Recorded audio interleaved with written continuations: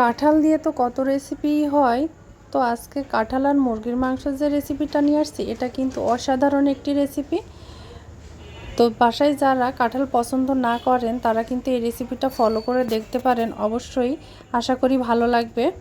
তো এটা করার জন্য আমার লাগছে 1 টেবিল চামচ রসুন বাটা, 1 টেবিল চামচ জিরা বাটা, এখানে লাগছে তেজপাতা, দারুচিনি, 1 টেবিল চামচ পেঁয়াজ বাটা, দারুচিনি বাটা লাগছে এখানে 1 চা চামচের মতো।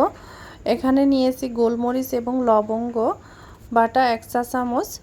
আর এখানে নিয়েছি আমি যে হাত ধোয়া যে মশলার পানিটা ছিল সেটা, তারপরে দিয়েছি লবণ, দিয়েছি পরিমাণ মতো হলুদ, দিয়েছি 2 চা চামচ, এখানে মরিচ দিয়েছি 2 চা চামচ।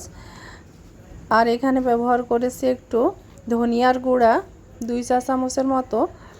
তো আমি পানি দিয়ে মশলাটা একটু ভালো করে কষিয়ে নিব। তেল তো আগেই দিয়ে রেখেছিলাম। তো এখন ভালো করে মশলাটা কষাতে হবে, তা না হলে কিন্তু কখনো এই রেসিপি ভালো হবে না স্বাদটা।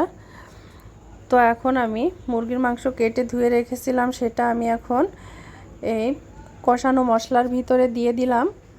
এখন এগুলা দিয়ে আমাকে ভালো করে একটু কষিয়ে নিতে হবে। আর আমি এখানে কাঁঠালটা আগে থেকেই ফ্রিজে রেখেছিলাম, মানে বেছে তারপরে একটু সিদ্ধ করে ডিপ ফ্রিজে রেখে দিয়েছিলাম। এখন আমি সেটা বের করে রেখেছি আগে থেকে। এখন এর ভিতরে সেই কষানো মাংসের ভিতরে আমি দিয়ে দিব। মাংসটা অনেকটাই সিদ্ধ হয়ে আসছে। এখন এর ভিতরে ব্যবহার করতে হবে সেই কাঁঠালটা। কিন্তু এই মাংসটা আরেকটু ভাজা ভাজা করে নিব, তা না হলে কিন্তু মাংসের টেস্ট কখনোই ভালো আসবে না। তো আমাকে একটু সময় নিয়ে ভাজতে হবে। মাংস থেকে যে পানিটা বের হয়েছে সেটা শুকিয়ে আসলে ভেজে ভেজে তেলের ভিতরে তারপরে দিয়ে দিব সেই কাঁঠালটা। কাঁঠালে কিন্তু একটু পানি আছে, যেহেতু বরফ জমেছিল। তো এখন আমাকে এটা থেকেও যে পানি বের হবে সেটাও একটু শুকিয়ে নিতে হবে। নেড়ে চেড়ে একটু রান্না করতে হবে কিছুক্ষণ। তারপরে যে নেড়ে চেড়ে একটু মশলাটার সাথে মিশে গেলে এখন এটা একটু নেড়ে চেড়ে নিচ্ছি, আবারও একটু পানিটা শুকানো পর্যন্ত অপেক্ষা করব। এখানে কিন্তু খুব বেশি নাড়া যাবে না, কারণ কাঁঠালটাও কিন্তু সিদ্ধ করা ছিল।